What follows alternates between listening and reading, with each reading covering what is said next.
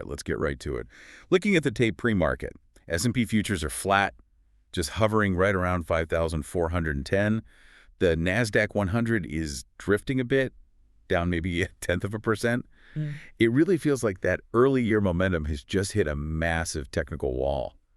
The tape is paralyzed. It's paralyzed because the market is holding its breath. I mean, you have traders completely frozen. Right, ahead of the Treasury refunding tomorrow. That and the jobs report on Friday. But, don't let the flat tape fool you. Yeah. Underneath all of this, the liquidity trap status is active. So there's a rotation happening. A violent one. We are seeing a move out of that overextended mega cap tech and straight into defensive value. And then you've got this external pressure ramping up. Oil is creeping toward $85. With the Red Sea disruptions. Exactly. Right. And that just revives that nasty higher for longer narrative all over again. So we're basically stuck in this holding pattern until the macro data drops. But let's look at what is moving, because even with the indices flat, we've got some serious individual volatility. Let's jump to the pre-market movers. I was looking at the overnight data on Tesla, and it is looking rough. TSLA is down 3.2% pre-market. Those delivery numbers out of China just dropped, and it confirms a third straight month of shrinking share versus BYD. This is becoming a margin compression story, plain and simple. I think a lot of retail traders, they just look at the headline delivery number. How many cars did they sell? Right. And they totally ignore the context. The context here is that BYD is eating their lunch in the biggest EV market in the world. And to compete, Tesla has to keep cutting prices. Exactly. That is the margin compression. I mean, if you're losing market share while you're also slashing your prices to try and keep up, your profitability per car is just falling off a cliff. The street is finally looking at this and realizing that the whole infinite growth story has a very real ceiling. And that ceiling is Chinese competition. It's a race to the bottom on price. And right now, the market is saying Tesla might bleed more than they thought. Okay, on the complete flip side of that, look at Palantir. PLTR is up 5.8% this morning. Huge move. The catalyst is a massive 5-year AI integration contract with the DoD. Now, this is what we call a flight to quality move. But within enterprise software, we've spent, the last year hearing about every single company just slapping AI on their earnings call, right? Oh, absolutely. But the market is finally starting to ask the hard question, where is the ROI? Where is the actual revenue? And a 5-year government contract is, well, the answer to that. Precisely. In a market that's questioning AI profitability, a government contract with that kind of duration, 5 years, is absolute gold. It tells the street this isn't just vaporware. It's not just a chatbot wrapper. Right. It tells them the tech works in mission-critical environments. I mean, if the Department of Defense is signing a 5-year check, that is a level of validation that most SaaS companies can only dream of. It validates the product in a way a press release about generative AI features never could. Okay, rounding out the big movers, we've got Eli Lilly up 1.4%. We have positive phase 3 data hitting the tape for their next-gen oral obesity drug. Yeah, they're just widening the moat against Novo Nordisk. That's all this is. In a market where growth is getting scarce, Lilly is just proving they can defend their turf. And this oral drug is crucial. It lowers the barrier to entry for patients, no needles. It really solidifies their duopoly. Okay, let's define the battlefield for today. If you're trading the indices, we have to look at the levels on the S&P 500 first. The line in the sand for me is 5,845. Right. And let's break down why 5,845 matters, because it's not a random number. Above that level, the bulls are in control. That's where buyers stepped in all last week. And that forces market makers to hedge. It does. They have to buy more futures, which keeps a floor under the market. But below that, The floor disappears. and we are hunting for that 5,800 psychological level. But you have to watch the resistance at 5,882. That's the high volume node from the overnight session. So that's where the most contracts changed hands while we were sleeping. Yep. It acts like a magnet, but it's also a ceiling. And support is sitting at 5,820. That's where the resting liquidity is. Exactly. If 5,820 snaps, expect a fast flush. We're seeing this symmetrical triangle on the 15-minute chart, which is just technical speak for a coiled spring. And the strategy here is crucial. Do not chase the mid-range. That's 5,825 to 5,865. Oh, that mid-range is so dangerous. Why? What's the trap there? Because that's the chop zone. Within that range, you have algorithms just fighting for control. There's no clear trend. If you put on a trade there, you are just gambling on noise. You will get chopped up. You have to wait for the price to hit the edges, either a breakout above 5,865 or a breakdown below 5,825 to find a trade with a real risk-reward. Okay, moving to the Nasdaq, the NQ.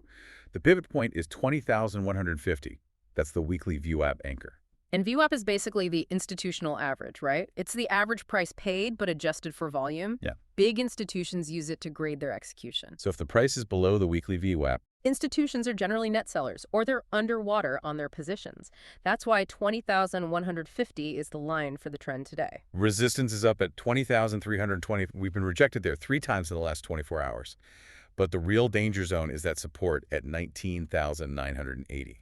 If we fail to hold 20K, specifically that 19,980 level, the big tech rotation accelerates. The Nasdaq is showing, relative weakness compared to the S&P. Semis are flagging.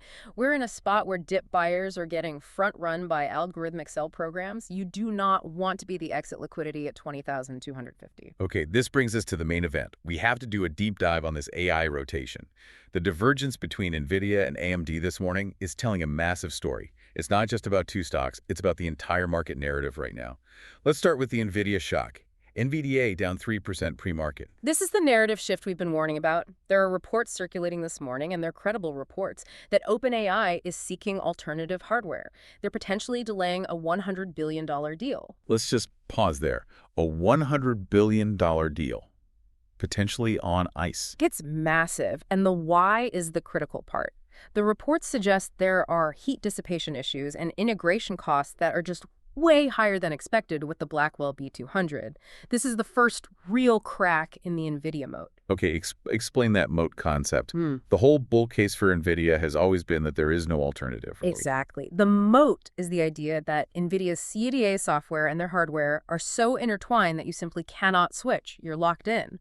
But if your biggest, most high-profile customer, the poster child for AI, OpenAI, is actively looking for custom silicon or other hardware, that pricing power is being tested. It's a signal. It's a huge signal to the rest of the market that maybe, just maybe, the lock-in isn't as permanent as we all thought. So if you're holding Nvidia or looking to trade it today, what are the levels? What needs to hold to keep that bull thesis alive? You have to hold $152. That's the 50-day exponential moving average, the EMA. Institutions, they often use that 50-day line as a trailing stop. If it holds there, you can argue this is just a buy-the-news dip. But the bear case? The bear case is scary. If we break below $144.50, that triggers a flush. You're looking at a technical breakdown all the way to the December lows. That $144.50 level is where a lot of stop-loss orders are sitting. If those get hit, it will trigger a cascade of selling. Meanwhile, AMD, the complete opposite picture. Up 4% pre-market, heavy relative volume, and they've got earnings today. This is the Nvidia fatigue trade in action. Traders are betting that AMD is going to capture the market share that OpenAI is shifting away from Nvidia. It's a direct correlation trade. Short Nvidia, long AMD. It is. But it's incredibly risky ahead of earnings, isn't it? You're betting on a breakout literally hours before the numbers drop. Extremely risky. This is what we call front-running the event. Traders are banking on the idea that AMD CEO Lisa Su is going to come out and guide for a significant ramp in their MI350 accelerator sales. They're betting she's going to explicitly mention these alternative hardware conversations. So if she comes out and says, yes, we are seeing record interest from hyperscalers looking for alternatives to Blackwell, this thing flies. It squeezes higher, exactly, if they prove they are the alternative. What are the levels to watch on AMD then? On the upside, a bull break at $215 targets, $230. That would be a blue sky breakout, meaning there's no historical resistance up there. But, and this is a big but, if they disappoint or if the guidance is soft and we fail at $198, that opens the trapdoor down to $185. It feels like the entire semi-space is at a tipping point this morning. A binary outcome. But while the chips are chopping around, there's one name reclaiming some glory. Apple. The safe haven play. They smashed Q1 2026 earnings. Over $135 billion in revenue. The iPhone 17 cycle is looking strong, specifically that recovery in China. And that is why institutions love it right now. Amidst all this uncertainty with the Fed, with the yield curve, Apple is reclaiming that safe haven status. Think about it. Massive cash flow, massive buybacks, and a hardware cycle that is actually accelerating. It acts almost like a bond proxy, but with growth upside. So when people get scared of Nvidia volatility, they just park their money in Apple. That's the rotation. If you're an institutional manager and you're scared of the volatility in semis, you hide in Apple. A bull target above $260 puts $300 in play. And the support is rock solid at $242. Let's zoom out to the macro overlay because this is where the trap is set for the retail trader. This is the stuff that usually flies under the radar until it blows up a portfolio. The 10-year yield is at 4.29%, up 12 basis points in a month. The DXY is stabilizing at 96.1 after the Kevin Warsh Fed chair nomination. And this is the pain trade. We need to unpack this carefully because retail is just walking right into a buzzsaw here. The retail narrative is simple, right? The Fed is expected to cut rates. If the Fed cuts, stocks go up. Yeah. So they're buying tech. It's the standard playbook. Exactly. They are running the 2024 playbook in a 2026 reality. They think Fed cuts equals bull flattener, meaning rates go down across the entire curve. But the reality is we are looking at a bear steepener. Okay, stop there. Bear steepener. That sounds like jargon, but it's critical. Yeah. Break that down. What does that actually mean for the person holding a portfolio? Sure. So the yield curve plots interest rates from short-term, like the 2-year, to long-term, like the 10-year. A bear steepener happens when the short-term rates might go down because the Fed cuts, but the long-term rates spike up. So the gap between the short and long rates gets wider. The curve steepens, but it's because the long rates are rising. That's the bear part. Correct. And here's why it's happening. The term premium. Define that. The term premium is the extra compensation investors demand for holding long-term debt. It's a risk fee for lending money to the government for 10 years. Right now, with massive fiscal deficits and with Warsh's nomination signaling a strong dollar policy, the market looks at that and says, if I'm going to lend you money for 10 years, I need a much higher yield to protect against inflation and supply. So even if the Fed cuts the overnight rate, the market can just push the 10-year yield up on its own. Precisely. The Fed controls the short end. The market controls the long end. And right now, the market is demanding 4.3% or higher. And this all comes back to tech. Why does this kill the tech rally? Because of the discount rate. High-growth tech stocks are valued based on earnings they'll generate 5-10 years in the future. To figure out what those earnings are worth today, you have to discount them back using a risk-free rate, usually the 10-year yield. So when the 10-year yield spikes, the denominator in that math equation gets bigger. And the present value of those stocks shrinks. It's just pure math. When the 10-year spikes toward 4.30%, the valuation models for these high PE tech stocks just break. That is the trap. You buy Nvidia thinking the Fed is helping you, but the bond market blows up your valuation because the 10-year is ripping higher. That's the signal. Watch the 4.30% level on the 10-year today. If it clears that, the tech sell-off accelerates regardless of what the Fed says about the short rate. A crucial distinction. Don't just watch the Fed funds rate. Watch the 10-year. Okay, looking immediately ahead, we have the JOLTS report at 10:03 a.m. job openings. Watch for labor cooling signals there. If job openings drop significantly, it suggests the labor market is cracking. That might change the Fed's calculus, but like we just said, it might not save the long end of the curve. And finally, leave us with a thought to chew on. We've talked about the day-to-day, but is there a historical pattern we should be watching? We're talking about levels. The S&P 500 has touched this specific resistance level around 5,850 4 times in the last 3 years. During this exact time of year, early February, every single time, it has failed. 4 for 4. Four failures. This is the classic February fade setup. The market runs up in January, hits a wall in early Feb, and then fades. So the question for you is, are we about to see history repeat, or is the AI narrative strong enough to finally break the cycle? That's the bet. Breaking out or fading into history. Trade the levels, not the headlines. We'll see you at the close.